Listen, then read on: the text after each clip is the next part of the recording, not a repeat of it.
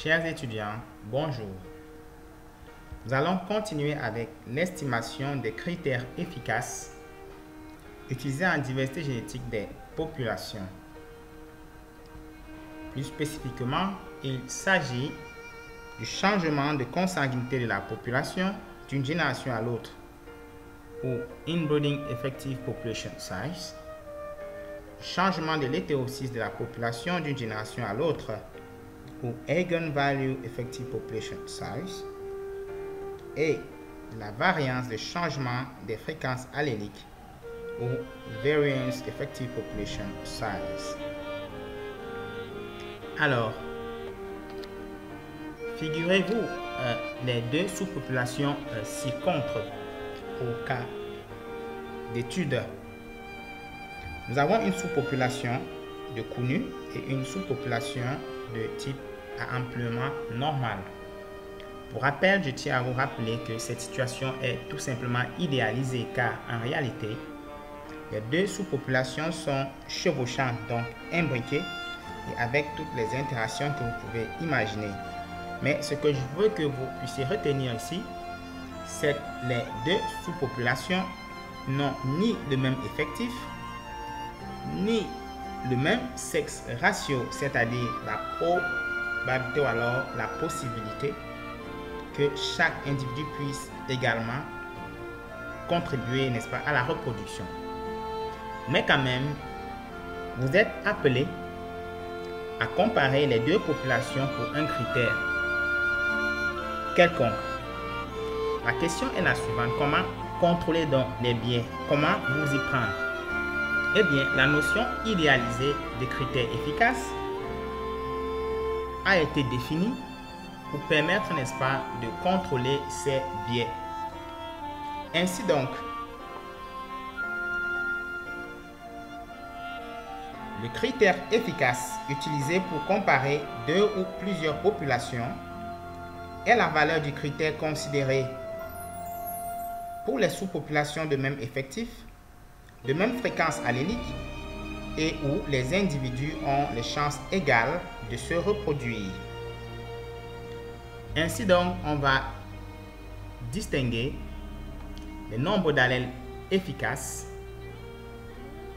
les variances efficaces, consanguinité, hétérocyte efficace et bien d'autres.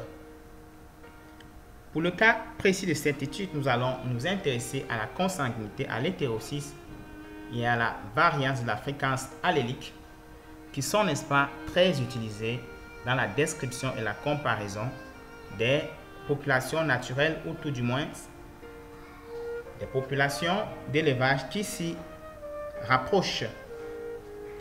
Alors, pour toutes ces formules, notons que 1 sur 2n va représenter la probabilité que deux gènes soient identiques par ascendance à la génération précédente. Pour la consanguinité, Ft va représenter le coefficient de consanguinité de l'ascendant. Ft plus 1 va représenter le coefficient de consanguinité de la génération suivante. 1 moins Ft va représenter le changement de coefficient de consanguinité d'une génération à l'autre. Pour l'hétérocyte, Ht va représenter l'hétérocyte de l'ascendant, tandis que Ht plus 1 va représenter l'hétérozygocie, autant pour moi l'hétérozygocie de la descendance. Et bien, pour la variance de la fréquence allélique, Pt représente la variance de la fréquence allélique des ascendants, tandis que V avec l'accent circonflexe représente la mesure de la variance dans la population réelle. Donc, ces trois critères efficaces sont évalués selon les formules ci-contre. Bien, en pratique, étant donné que les données moléculaires sont souvent assez énormes ou assez consistantes, Les logiciels d'analyse sont disponibles pour leur évaluation avec des guides pratiques d'utilisation associés au logiciel. Il s'agit notamment de Genetic Analysis for Excel, GenAlex, Harlequin et MicroSatellite Toolkit, dont certains sont disponibles gratuitement en ligne selon les liens ci-contre. Alors, sur ce, camarades, je vous remercie pour votre bienveillante attention et vous invite à la séance prochaine.